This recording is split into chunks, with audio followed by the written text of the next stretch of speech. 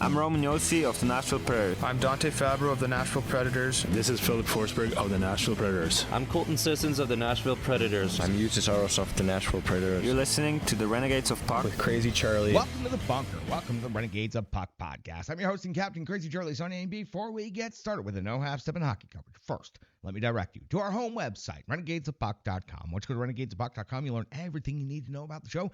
Once you're good and educated about the show, you can click on the merchandise tab. Go take you straight to our classic logo tee, our pride logo tee, all of our different special event t-shirts, and so much more. All the things you've come to know and love and expect from Renegades of Puck are still available in our online store for 2024, whether that's socks, throw pillows, wall arts, bed sets. It makes no difference to us. Something like 88 different gimmicks in our online store. Better said, we've sold out so that you can buy in. Social media is of critical importance to this operation, so here's how you can support the Renegades of Puck. You can find us on Threads, and please, we are looking to build that account up a little bit more in 2024. You can still find us on X. You can also find us on Facebook and Instagram, and still on TikTok as well. You can find us on YouTube. Please just search Renegades of Puck, and then give us a subscription. Turn on those notifications for our YouTube channel. You get full episodes of Renegades of Puck TV, and then you'll get all the different secondary playlists that feature our game previews, our game recaps, all of our different analyst appearances, and so much more. That's our Renegades of Puck YouTube channel. Please check that out and give us a subscription today. We're really looking to make a move and build that up in the year 2024.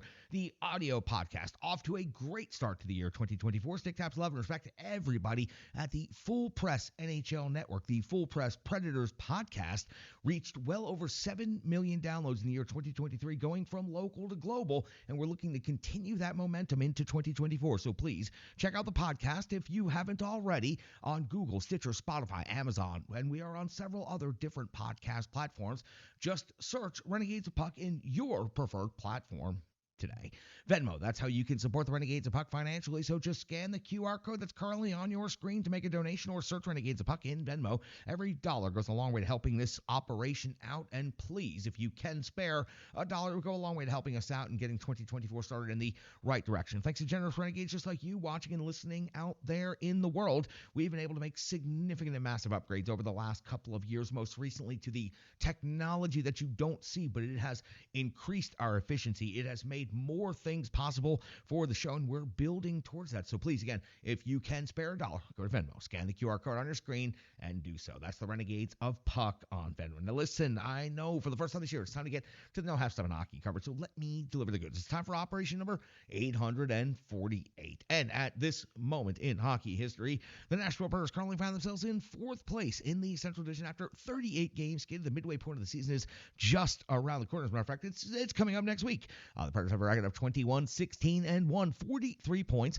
has them 8 points behind the first place Colorado Avalanche on home ice, which is where the Nashville Predators' next game will take place. They have a record of 12, 9, and 0. Predators scored 119 goals this season. They've given up 116 against. That's a goal differential of +3. Now, since I mentioned the Central Division before we start to drill down on the Nashville Predators and the Calgary Flames matchup, let's talk about the Central Division's updated standings after tonight's action. The Colorado Avalanche, I mentioned in first place, have a record of 24, 11, and 3, 51 points, has them 1 point ahead of the Winnipeg Jets, who are in second place with 50 points, and 3 points ahead of the third place Dallas Stars, who have 48 points. Then you'll find the fourth place Nashville Predators with 43. The fifth place Arizona Coyotes have 40 points on the season, and then St. Louis is at 37. Minnesota is at 36.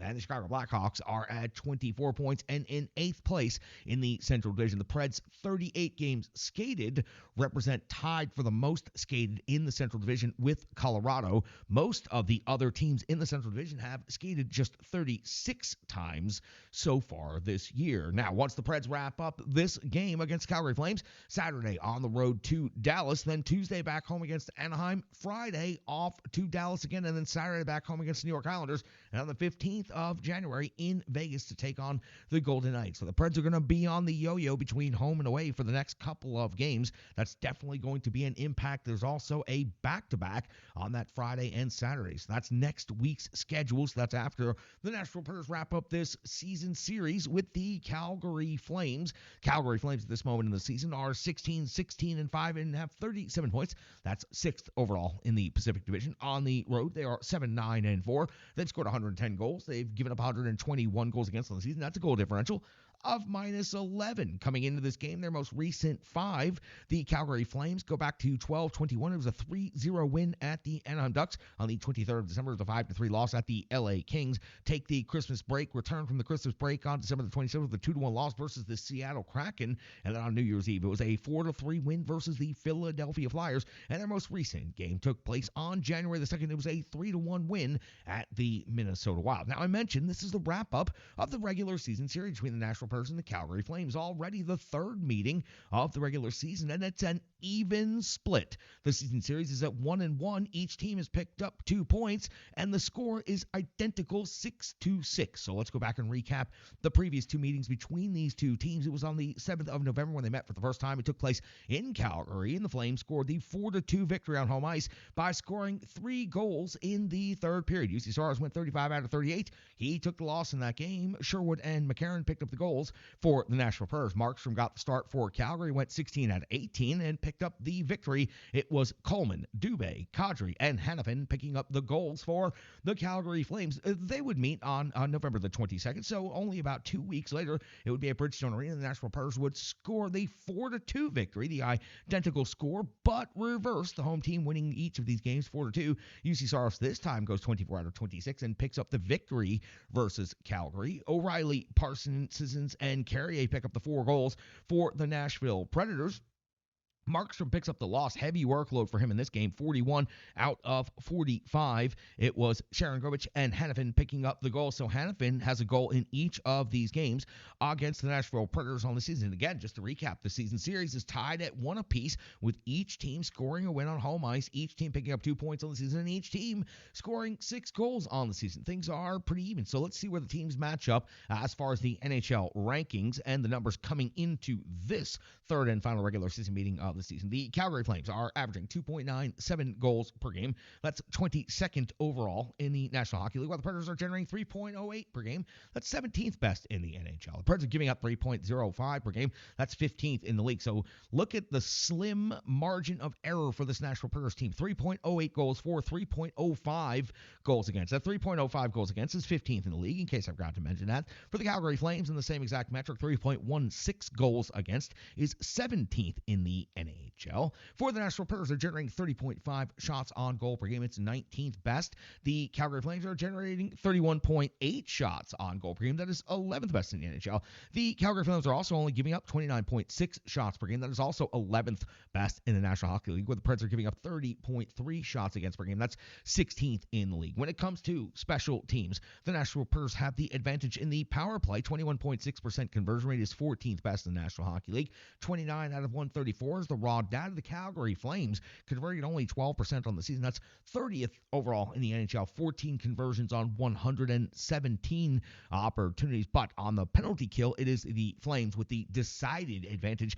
5th best penalty kill in the entire NHL. Only 18 power play goals against on the season. 84.6% is the kill rate. Flip over to the other side of the ledger and you see the Preds at a kill rate of 77.4%. That's 25th, 20 whole spots behind the Calgary Flames. 25th on the penalty kill, 28 power play goals against, a very, very high number. Now, let's take a look at the leading scorers and the individual statistics for each of these teams. Let's start on the visiting team side. Let's start with the Calgary Flames. It's Coleman with 14 goals and 13 assists for 27 points. He's number 1 overall on the Calgary Flames. Tightly packed top 5 scoring for the Calgary Flames. Kadri is at 10 and 16 for 26 points. Lindholm is at 8 goals and 16 assists for 24 points. Sharon Govich is 11 and 12 for 23. And Weegar is at 8 goals and 14 assists for 22 points. Huberdeau heating up as of late. He definitely had a very good game in the 3-1 win at Minnesota in their most recent game. So for the Nashville Predators top scorers, Philip Forsberg continues to lead the team in scoring. As a matter of fact, he's gotten even a little more separation now at 18 goals, 24 assists, and 42 points, number 1 overall. He's number 1 in all of those categories, in goals and assists, and of course in points. O'Reilly's at 15 goals and 17 assists for 32 points on the season. Now, the captain, Roman Yossi's reached 30 points. His split works out as 8 and 22. Nyquist is sitting at 29 points with 9 goals and 20 assists on the season. Colton Sissons is at 11 goals and 9 assists for 20 points on the season. Anticipated goaltender matchup sees UC Saros and net on home ice 16, 13, and 1 is his overall record. A 904 save percentage, a 2.91 goals against average, and now 2 shutouts on the season. Markstrom has gotten both starts against Nashville Predators. His team, he won on home ice 16 out of 18, lost on the road to Bridgestone Arena 41 out of 45. Overall on the season, 10, 10, and 2, a 907 save percentage, 2.65 goals against average. And again, UC Saros also started in both of those games. In the first game, 37 out of 38, taking the loss. In the second game, 24 out of 26, and picking up the victory. Fascinating game between the Nashville Predators and the Calgary Flames. No doubt the Flames are trending in a better direction than they have been. The Predators are also a better team than when they faced off against the Calgary Flames in November. So excited to see this matchup and very interested to see how this works out at Bridgestone Arena. The Preds can't get caught looking ahead at an incredibly huge Central Division game coming up on Saturday on the road in Dallas. The Preds have to maintain their focus coming off this game against Chicago, against Calgary, before they can turn the page and head off to Dallas for the first road game of the 2024 calendar. That's got you all set up for the Nashville Predators, the Calgary Flames at Bridgestone Arena, closing out the regular season series already. Third meeting between these two Western Conference rivals. We got to go back and talk about what happened between the Preds and the Blackhawks. It's called the Rebirth Sports Full Game Recap, and it's coming up next right here on the Renegades of Puck podcast. Hockey players are as unique as the game itself, and your uniform should be tailored to fit you. Rebirth Sports is your sports apparel tailor. From shells, bags, warm-ups, hats, hoodies, branding, and more, let Rebirth Sports be your custom hockey tailor. And don't forget to tell them they do more than just hockey. Rebirth Sports on Facebook, Twitter, and Instagram. Rebirth Sport, a match made in hockey. It's now time for the Rebirth Sports Full Game Recap, and we go all the way back to January 2nd of the year 2024. Can it already be the first game of the calendar year 2024? The Nashville Predators taking on the Chicago Blackhawks at Bridgestone Arena, and head coach Andrew Burnett deployed his lines and defensive combinations in the following way. Forsberg, O'Reilly, Nyquist make up your first line. Sissons, Parson, and Sherwood, Smith, Novak, Evangelista, Trennan, McCarron, Tomasino. Your defensive pairings are as follows: Yossi and Favreau, McDonough and Shen, Luzon and Carrier. UC Saros gets the start on home ice in net. We are 144 into the game. It's Luke Evangelista hitting the post and ringing in the new year. At 1:58 of the first period, it's Soderblom coming with a save on Cole Smith. It's the first shot on goal of the game for either team. At 2:07 of the first, Soderblom comes with a save on Luke Evangelista. At 3:58, Soderblom another save, this time on O'Reilly. At 4:30 of the first period, UC Saros dials in and checks in for the first time. Comes with the save on Gutman. Close range right here. Good scoring opportunity for the Blackhawks. His first save of the game, a good one. 4:43 of the first period, it's Sensi off to the box. 2 minutes for holding, and it's going to be Nyquist cashing in on the power play for the Nashville Predators. His 9th goal of the season. He goes far side with the wrist shot from the dot, cashing in. Nyquist has been on an absolute hot streak as of late. His 9th goal gives the Predators a 1-0 lead over Chicago here in the first period. 7:15 in the first, Soderblom comes with a save on Yakov. Trying to 10:42 of the first period. UC Saros comes with a save on Sene. At 11:33 of the first period, Soderblom comes with a save on Luke Shen. 12:42, Saros back on the clock, coming up with a save on Reichel. And at 14:16, Soderblom back to work again. A save on Gus Nyquist. At 15:27, another save on Alex Carey down the other end of the ice. Now UC Saros clocking back in at 16:48 of the first period. Light period for Saros. A save on Gutman again here in the first.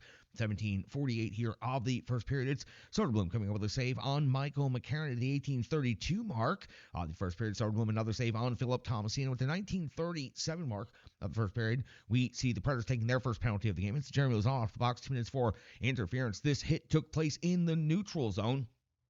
Just the mistiming of a play. It was never played by the Blackhawks player there in the neutral zone. And on the power play, it would be Bedard having his shot blocked by Luke Shen, with UC Saros in a vulnerable position. Not necessarily down and out, but definitely not in the position he would like to be in. We hit the end of the first period. The Nashville Predators pile up shots in the first, out shooting Chicago 16-5. They also take a 1-0 lead into the second period. But the Blackhawks will start the second period in the clean sheet with 1 minute and 38 seconds of power play time.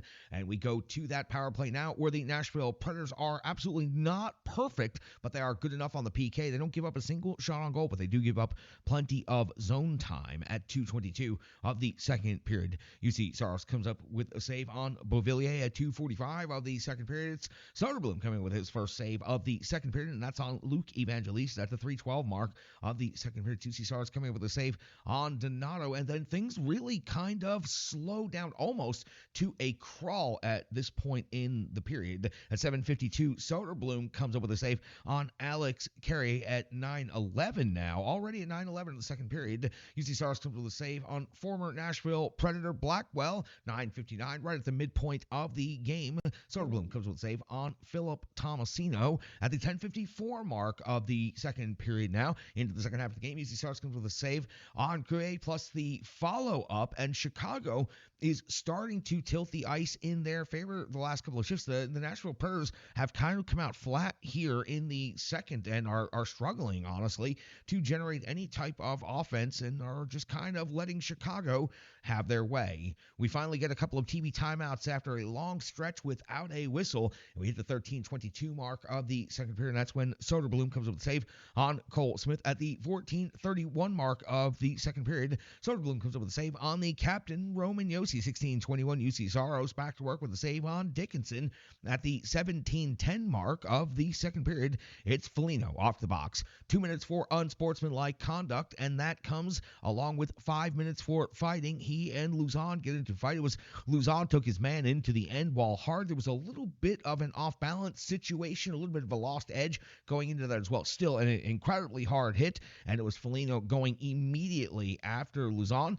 The two of them got into a fairly decent scrap. A short scrap had to be ended pretty quickly, though, when the jersey got pulled over the head of Luzon. Wow, the times sure have changed, because that would have gone on for a while and probably been quite a beating. But Foligno gets the extra 2 for unsportsmanlike in this conduct, plus the 5, Luzon for 5. And on the power play for the Nashville Predators, it would be Soderblom coming over the save on Colton Sisson's tip at close range, then another save on Philip Forsberg, and then a third save on Parsonen, again at close range. The Nashville Predators were just peppering the net during this power play opportunity. At the 19:40 mark of the second period, we find Soderblom making one more save, this time on the captain, Roman Yossi, and just as the period is expiring, the whistle blew just as the horn was going. It is deemed to be Juuso Parsonen picking up a penalty, 2 minutes for high sticking. This comes at the 20-minute mark even, so they send the players off for the intermission. The Preds lead 1-0 in this game on home ice, but after a large portion of the second period where the Preds, frankly,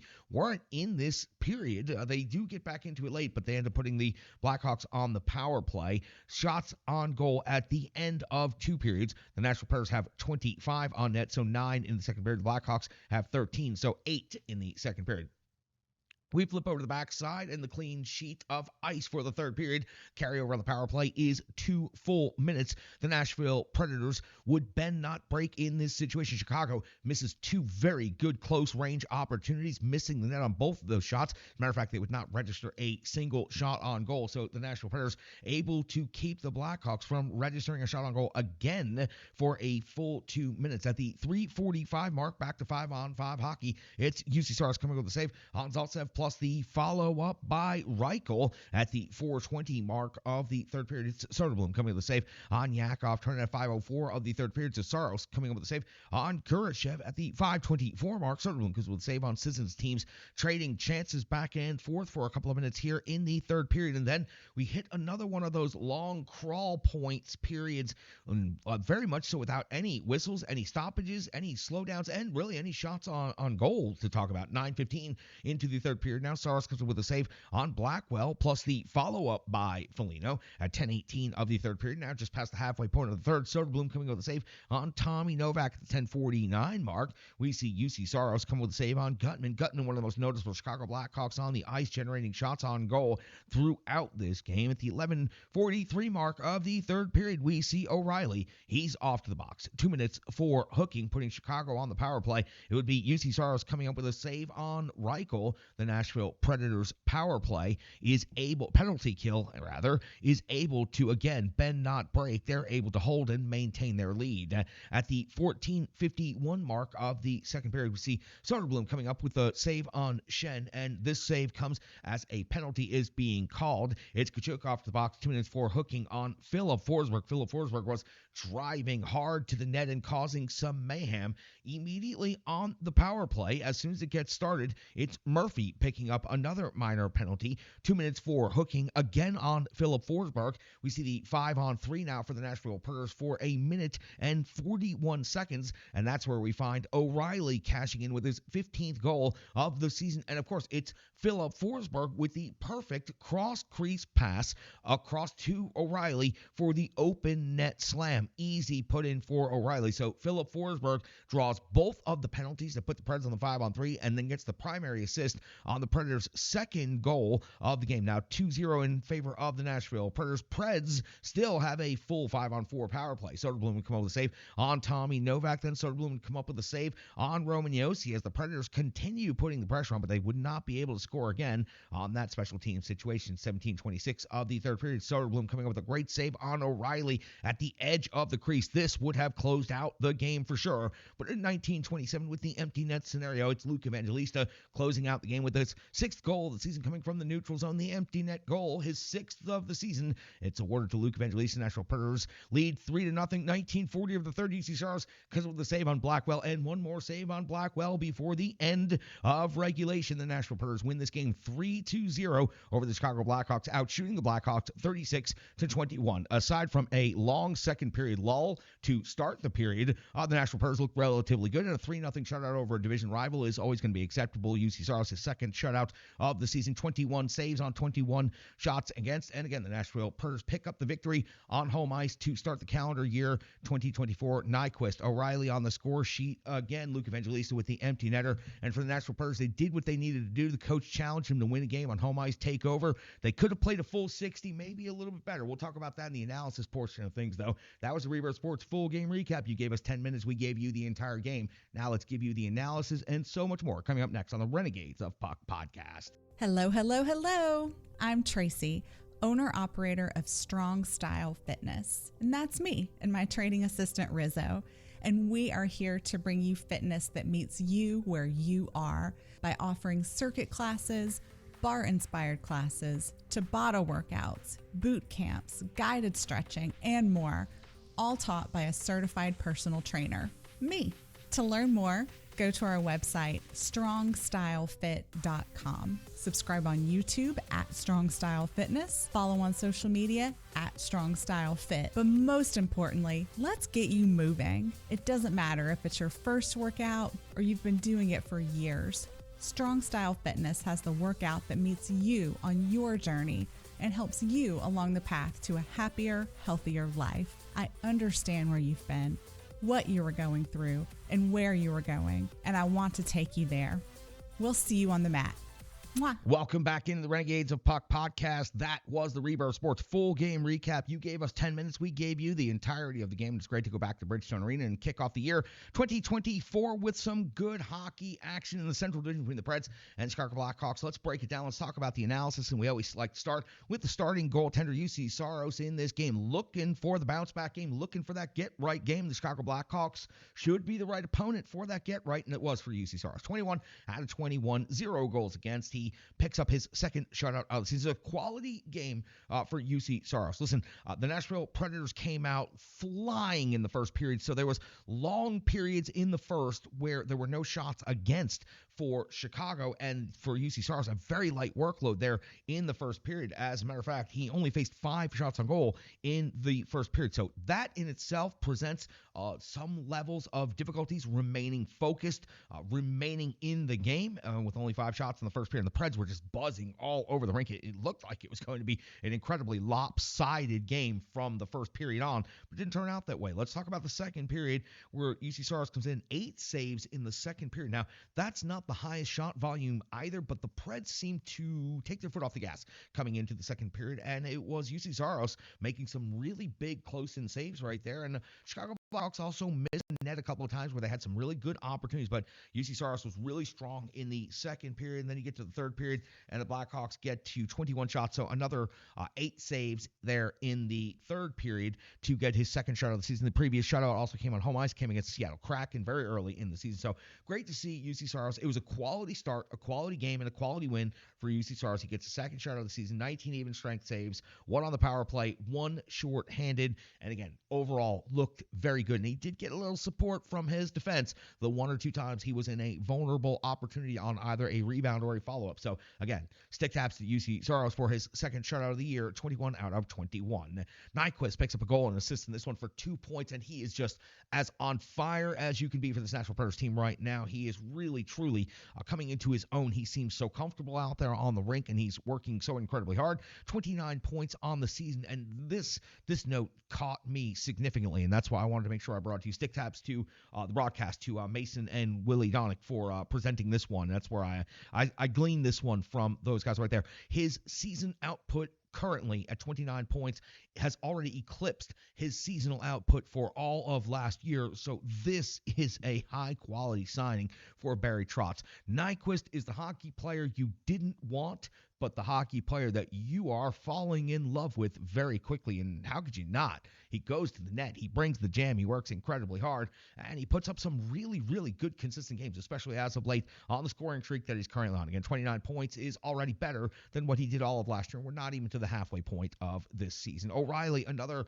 home run signing by Barry Trotz. How can you say it in any other way? Look, they haven't all been perfect, and they can't all be perfect. But these 2 signings, wonderful for this year. A goal and assist for O'Reilly. This one, 2 points. He picks up the power play goal, 32 points on the season now, and he continues to be a pro's pro out there on the rink. He almost had another goal in this game. He continued jamming away, and he's going to continue paying dividends for this team in the second half of the season in the really, really tough weeks of the middle of the season here, January, February, and then into the playoff stretch. O'Reilly is going to be a critically important part of this team. Already having an incredible season, but I think it's going to get even better moving forward. I don't know what fountain of youth he found other than perhaps looking to his left and seeing Philip Forsberg on a night in and night out basis, but O'Reilly has truly been beyond expectation. Nyquist has been so far beyond expectations, it's hard to even quantify, but O'Reilly, I knew what kind of player he was. I've certainly seen O'Reilly plenty of times before, and this is above the expectations that I had going in for O'Reilly in this game. 32 points already on the season, second on the team in scoring. The captain, Roman Josi, happens to be third on the team in scoring and now has moved over 30 points. Remember when Roman Josi was it's kind of in the mud at the beginning of the season, the first, say, 10, 12 games, he was down there around like 5, 6 points. Now he's at 30 points, picked up an assist tonight. 4 more shots on goal, 21-31 time on ice. Did not lead the team in time on ice in this one. We'll cover that when we get to the box score in a couple of minutes. But the captain, Roman Josi, doing what he does. He went out there and he led his team. It was a good professional victory for this Nashville Predators team. Good representation on the ice. I wish they wouldn't have had that lull in the second period, but they did what they needed to do. They got ahead. They played from ahead the entire game, and they closed things out when it came time to do so. And I have to mention Luzon. 7 more hits in this game. Also had a fight. Was challenged to that fight. Don't know if he necessarily wanted to get in that fight with Foligno, but he ended up answering the call. He got his jersey pulled over his head, so they had to cut things a little bit short. So we didn't get to really see the full complexity of that fight play out. But he continues to lead in the physical game, whether it's dropping the gloves, whether it's big hits in the corner, big hits along the wall, big hits in open ice. Luzon is leading the league in hits right now, and he added 7 more to that tonight. He's proving to be a tremendous addition to this defense core, and he's bringing that physical element that every single one of you know that watches Predators hockey for long term had been missing for a long time. And now Luzon is bringing the jam in the physical categories each and every single night out there on the rink. It's really, truly fun to track and watch. That's going to do it for the analysis portion of things. First game of 2024. We're just getting warmed up. It's only the 38th game of the season, so we're warming up here. Don't worry though. We'll be there by the second half of the season. By the time the playoff stretch comes, we'll be fully in full gear here on the show. See, I'm not quite there yet. I'm getting there though. I'm coming back. Trust me. Let's hear from our great friends Stripe Digital. I had a chance to talk to Stripe Digital over the holiday break, and I've got to tell you, we have some incredible partners here on the show, from Rebirth Sports to Strong Style Fitness, and of course, Stripe Digital. Stripe Digital does such an otherworldly job that even the commercial that's about to play doesn't do enough justification. Just an incredible company, incredible business run by incredible people, and if Stripe Digital Solutions can do what the commercial says, help you out in the digital realm, and get all those details right there, then please reach out to Stripe Digital Solutions. Everything you see here, in case you have forgotten, from the sweatshirts to the logos to the stickers, the beer cans, every single thing, the jerseys, all of it, even the main logo, was created by Stripe Digital Solutions. Stripe Digital Solutions can help your company out. Please check out the commercial right now. Get the details and reach out and talk to Brandy. I'll be back with the box score right here on the Renegades of Puck podcast after this. The digital environment can be quite intimidating, time-consuming, and cumbersome, especially with all those other areas that need attention at your business, and that's why Stripe Digital Solutions is here to help. I know, because that's exactly what Stripe Digital Solutions did for me and the Renegades of Puck. From designing my home website and helping me create my merchandise to special event posters, brand building, and social media management. But it's not just that, it's so much more. Stripe Digital Solutions has helped me every step of the way, from startup to full-time operation. Stripe Digital Solutions has been there to assist and advise every single step of the journey. In today's fast-paced world, the path to success is having a strong digital partner, and nobody is better in the trenches than Brandy and Stripe Digital Solutions. Get the solution before it's even a problem with Stripe Digital Solutions. Your goal scorers for the Nashville Predators, getting into the good, cold, hard numbers of this. Let's go down the first category on the left-hand side. It's O'Reilly and Nyquist, and then Evangelista chips in with the empty netter. Good for Luke Evangelista. Not really much to comment on. It's an empty net goal. But where Connor Bedard was held to zeros across the board, Luke Evangelista gets him an empty net goal and also gets 3 shots on goal. It's not going to be a season-long story. Luke Evangelista is not going to be competitive enough in the Calder Cup trophy race. It is Connor Bedard's. He's running away with it. He's up there in an incredible stat line, but not against the Nashville Predators. Whatever it is about Andrew Brunette and the defensive style of this Nashville Predators team, they have stymied Connor Bedard, where most other teams across the league have been unable to do so at this point in their career. So Luke Evangelista picks up the empty net goal. This is not the first time Luke Evangelista has outplayed Connor Bedard head-to-head. Hopefully they are playing a head-to-head against each other for the next 15 years. I would love to see Luke Evangelista's development continue, as I really do think it is. I think this empty net goal was good. The confidence is going to come and go throughout the season. The game is going to come and go, and that's what it means to go from prospect to National Hockey League mainstay. It's consistency. Even players like Philip Forsberg have struggled with consistency throughout their career, and we know how good he is. Look at a player like Craig Smith.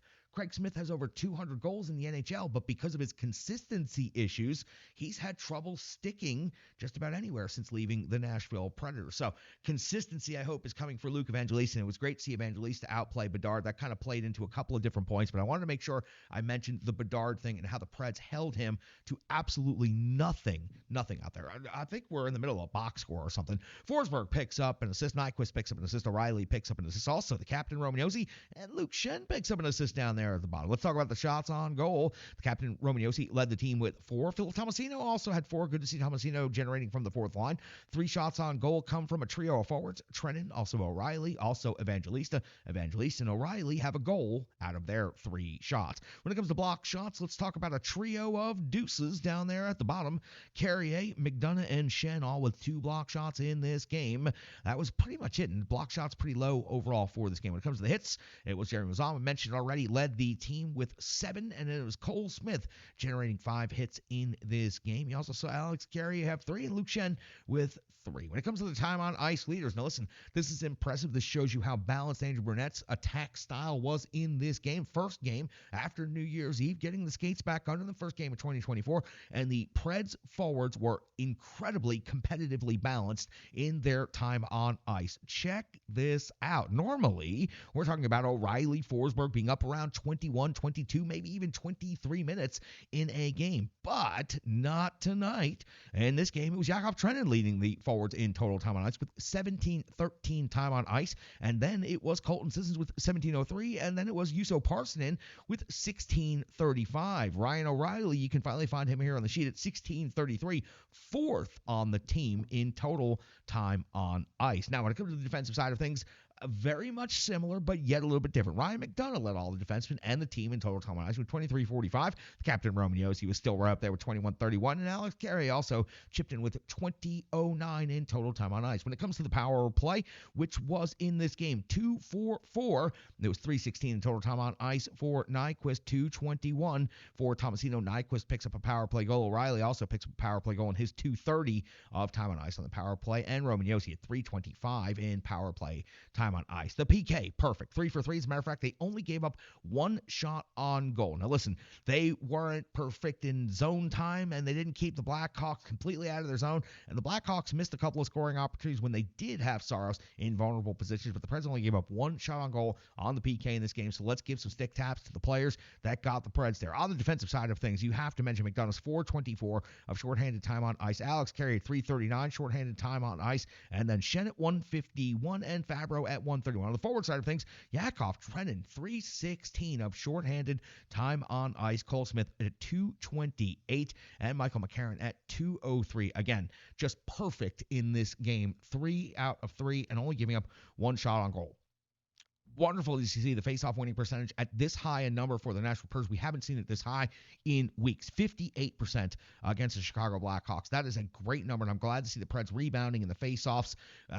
Just sunk in that category so badly as of late, and that one really gets to me.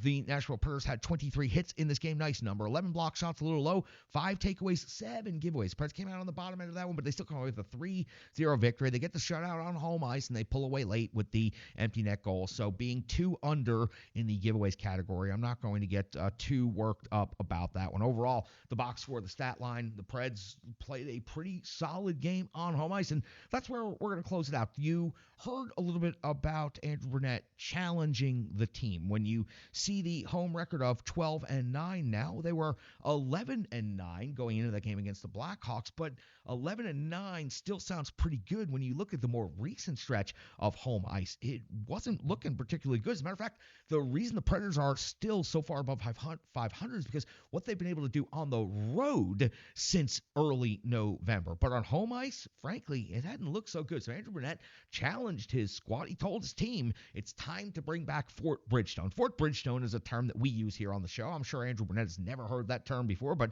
if he'd like to use it, he's more than welcome to. But the Nashville Predators are famous for defending Fort Bridgestone. And when they made their run to 2 Central Division titles, and when they made their run to a President's Trophy, and they made their run to that 1 Stanley Cup final in franchise history, Fort Bridgestone was the building they defended. 501 Broadway was an incredibly difficult building to come into and pick up points and a victory in, and it hasn't been that way so far this season. Now, still a home record that is winning, but they've got to get things going in a much better direction. They've got a great chance against the Calgary Flames. And tonight against the Chicago Blackhawks, the 3-0 victory is solid enough. Now, did Andrew Brunette possibly want his team to go out there and just club the Chicago Blackhawks, a 5-0, 6-1 type game? I'm sure he wouldn't have minded it.